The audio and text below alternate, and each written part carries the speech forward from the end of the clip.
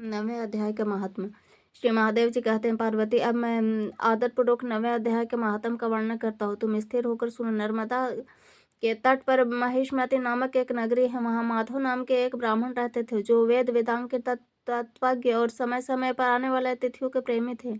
उन्होंने विद्या के द्वारा बहुत धन कमाकर एक महान यज्ञ का अनुष्ठान आरंभ किया। उस यज्ञ में बलि देने के लिए एक बकरा मंगाया गया। जब उसके शरीर की पूजा हो गई तब उस सबको आश्चर्य में डालते हुए उस बकरे ने हंसकर उच्च स्वर में कहा, ब्राह्मण, इन बहुत से यज्ञों द्वारा क्या लाभ है? इसका फल तो नष्ट हो जाने वाला है तथा जो जन्म जरा और मृत्यु के भी कारण है।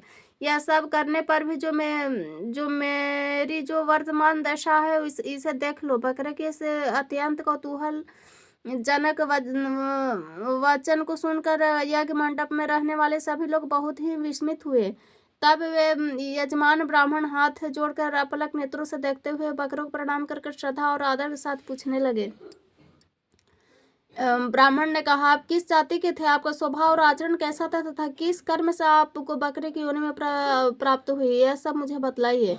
बकरा बोला, ब्राह्मण में पूर्व जन्म ब्राह्मणों के अत्यंत निर्मल कुल में उत्पन्न हुआ था। समस्त यज्ञों का अनुष्ठान करने वाले वेद विद्या में प्रवीण था। एक दिन मेरी स्त्री ने भगवती दुर्गा की भक्ति से विनम्र होकर अपने बालक के रोग की शांति के लिए बलि देने के लिए निमित्त से मुझसे बकरा मंगाया।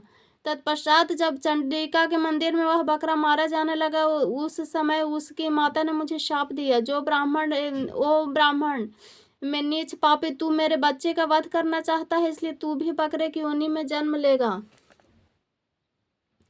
श्रेष्ठ, तब कालवश मृत्यु को प्राप्त होकर मैं बकरा हुआ। यद्यपि पशु योनि में पड़ा हूँ तो अभी मुझे अपने पूर्व जन्मों का स्मरण बना हुआ है। ब्राह्मण, यदि आपको सुनने की उत्कंठा है तो मैं एक और भी आश्चर्य की बात बतलाता हूँ। कुरुश्रेष्ठ नामक एक नगर है जो मोक्ष प्रदान करने वाला है। वहाँ चंद्र शर्मा नामक एक सूर्यवंशी राजा राज करते थे। एक समय जब सूर्य ग्रहण लगा तब राजा ने बड़ी श्रद्धा के साथ काल पुरुष का दान करने की तैयारी की। उन्होंने वेद वेदांग के पारगामी एक विद्वान ब्राह्मण को बुलवाया और पुरोहित के साथ वे तीर्थ के पावन जल में स्नान करने को चले। तीर्थ के पास पहुंचकर राजा ने स्नान किया और 2 वस्त्र धारण किए। फिर पवित्र